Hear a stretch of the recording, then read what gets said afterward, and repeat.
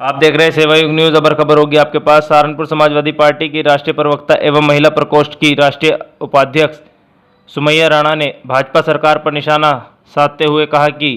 मौजूदा सरकार धर्म जाति की राजनीति कर समाज में एक लकीर खींचने का काम कर रही है, जिसका जवाब जनता 2024 में होने वाले लोकसभा चुनाव में देने को तैयार है और इंडिया गठबंधन बड़ी ताकत के रूप में जीत हासिल करने जा रहा है। राष्ट्रीय प्रवक्ता सुमैया राणा अंबाला रोड स्थित सपा कार्यालय पर पत्रकार से वार्ता कर रही थी। सुमैया राणा ने कहा कि केंद्र की भाजपा सरकार धर्म जाति की राजनीति कर समाज को बांटने का काम कर रही है और देश में नारी को पूजा जाता है। आज देश में महिलाओं को नंगा कर घुमाया जा रहा है, जो देश के लिए अत्यधिक दुर्भाग्य है। उन्होंने कहा कि देश में स्थिति अत्यधिक गंभीर बनी हुई है। लोग लुभांग वायदे करने वाली भाजपा सरकार आज तक अपने वादों पर खरी नहीं उतरी। उन्होंने एक सवाल के जवाब में कहा कि बसपा भाजपा की बी पार्टी के रूप में काम करती है, जिसका अपना कोई स्टैंड नहीं है। उन्होंने दावा करते हुए कहा है कि 2024 में होने वाले लोकसभा चुनाव में जनता भाजपा को सबक सिखाने का मन बना चुकी है और इस बार इंडिया की निश्चित रूप से जीत हासिल करने का काम कर रही है और समाजवादी पार्टी भी इंडिया गठबंधन का मजबूत हिस्सा है और वह अपने दायित्व निष्ठा से निभाएगी। इससे पूर्व राष्ट्रीय प्रवक्ता सुमैया राणा महिला प्रकोष्ठ की जिला अध्यक्ष महजीब खान के नेतृत्व में आयोजित जन संवाद कार्यक्रम में भी शामिल हुई, जहां उन्होंने महिलाओं से संवाद स्थापित कर समाजवादी पार्टी को मजबूत बनाने का आह्वान किया। इस दौरान पूर्व मंत्री सरफराज खान, सपा प्रदेश कार्यकारिणी सदस्य फैसल सलमानी, महानगर अध्यक्ष आजम शाह, महिला प्रकोष्ठ की जिला अध्यक्ष महजीब खान चौधरी,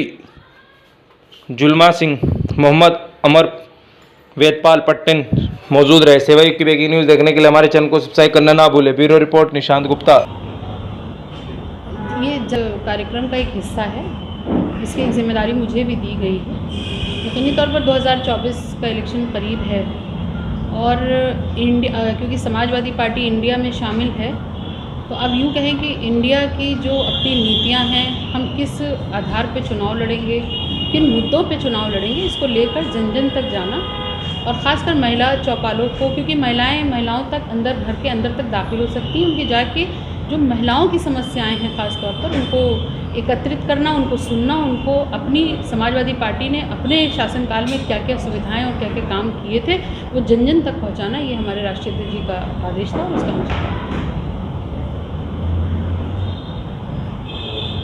तो 2024 के चुनाव को लेकर किस तरह से देख रहे हैं कि इसमें सीटें होंगी समाजवादी पार्टी? देखिए, 2024 का जो चुनाव है और जिस तरीके से एक बड़ा समूह इंडिया तैयार हुआ है, इंडिया वर्सेस एनडीए की सरकार सब देख रहे हैं, सब भोग रहे हैं, भुगत रहे हैं किस तरीके से मणिपुर जल रहा है, देश में स्त्रियों की पूजा होती है, उन स्त्रियों को निर्वस्त्र करके घुमाया जा रहा हो, उनके साथ बलात्कार किया जा रहा हो, महिलाओं का शोषण हो रहा हो, लेकिन सरकार चुप्पी साधे बैठी हुई। ये सारी चीज़ें, मुद्दे इतने इकट्ठा हो गए हैं कि अब एक लकीर खिंच गई है कि जो देश के साथ हैं, देश की जनता के साथ हैं, वो एक तरफ हैं, वो इंडिया है, और लकीर की दूसरी तरफ वो लोग हैं जो जनता का शोषण कर रही हैं, जिन्होंने नौकरी देने के झांसे दिए लोगों को, जिन्होंने महिलाओं के साथ अत्याचार की लिमिट क्रॉस की, जिन्होंने कानून और संविधान दोनों को ताक पे रखा, देश की अस्मिता और संप्रभुता के साथ मुस्तकिल मजाक किया और देश की छवि को अंतर्राष्ट्रीय स्तर पर ख़राब करने का काम किया। उसके खिलाफ इंडिया की लड़ाई है और उसमें हम सब मिल करके इस लड़ाई को लड़ेंगे और जनता का समर्थन मिलेगा, जनता का साथ मिलेगा, इसका पूरा यकीन है। गठबंधन ने ऐसा कौन सा प्लान बनाया जो भाजपा को 2024 में शिकस्त दे पाएगी? क्योंकि पिछले 2 बार से जो है भाजपा जो है केंद्र में वाली, तो क्या प्लान है? देखिए, ये जो वादे इरादे होते हैं उसमें एक दो बार लोग फंसते हैं। जनता बोली है, जनता ने यकीन किया, भरोसा किया,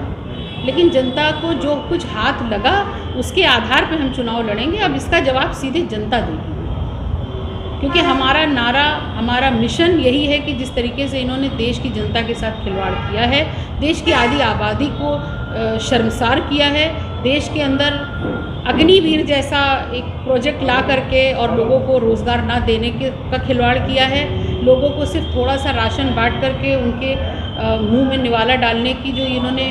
झूठी मूठी कोशिश करी है, इसके खिलाफ हमारी लड़ाई है और देश की जनता समझ रही है और उसका जवाब यकीनी तौर पर 2024 में जनता देगी। बसपा को कहाँ देख रही है गठबंधन?